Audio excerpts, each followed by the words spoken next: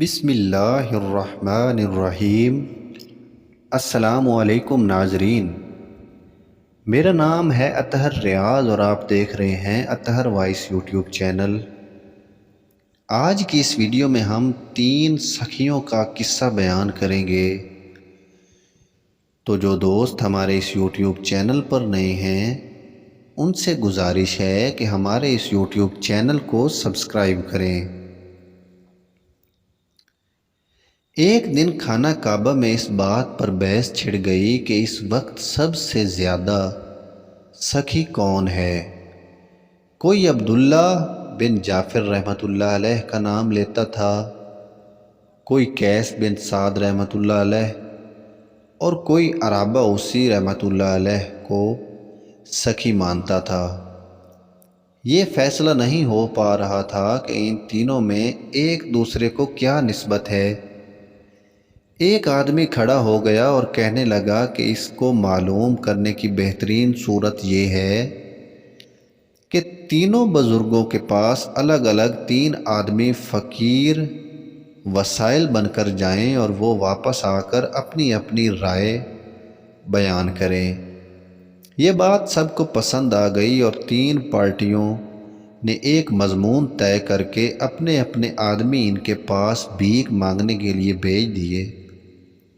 عبداللہ بن جعفر رحمۃ اللہ علیہ کے پاس جس وقت سائل پہنچا تو وہ اپنے علاقے پر جانے کے لیے سواری پر بیٹھ چکے تھے۔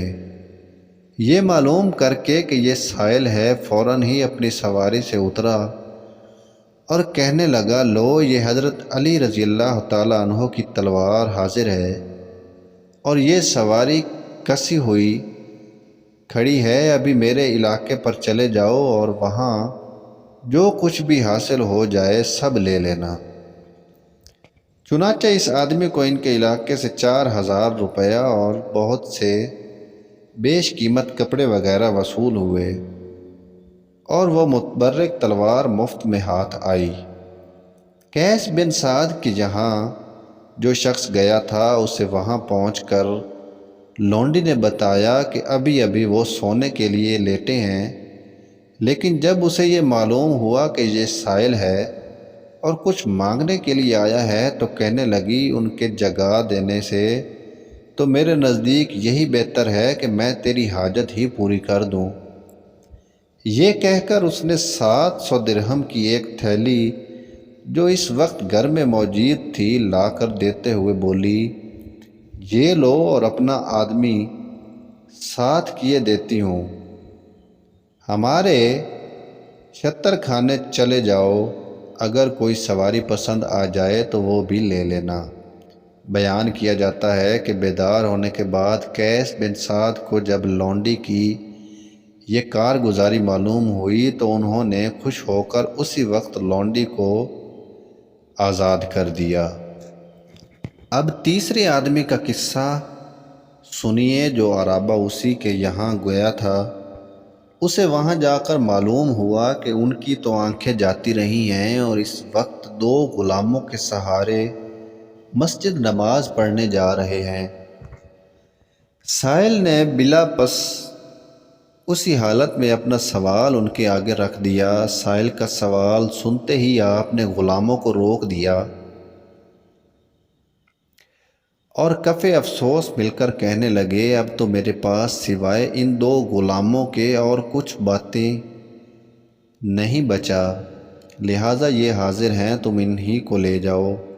سائل نے عرض بھی کیا کہ اگر آپ انہیں بھی دے دیں تو آپ کو تکلیف ہو جائے گی اور نماز وغیرہ پڑھنے کیسے جائیں گے؟ فوراً آپ کے ماتھے پر بل آ گیا، کہنے لگے، اب اگر تم اس ہدیے کو نہ قبول کرو گے تو میں بھی انہیں اب اپنے پاس نہیں رکھ سکتا، للہ فی اللہ آزاد کر دوں گا۔ اب تمہیں اختیار ہے، چاہے لیتے جاؤ یا آزاد ہونے کا موقع دے دو۔ اور یہ کہتے ہی کہتے آپ نے غلاموں کو سہارا چھوڑ کر دیوار پکڑ لی اور اس کو پکڑ کر گھر لوٹ آئے۔ کچھ دنوں کے بعد جب یہ تینوں سائل کعبہ میں جمع ہوئے اور ہر ایک نے اپنے اپنے واقعات سنائے تو بیک زبان سب نے یہی فیصلہ کیا کہ اپنی مخصوص طرز ادا کی بنا پر اس دور کے سب سے بڑی سخی اور غنی دل حضرت عربہ عروسی رحمۃ اللہ علیہ ہیں۔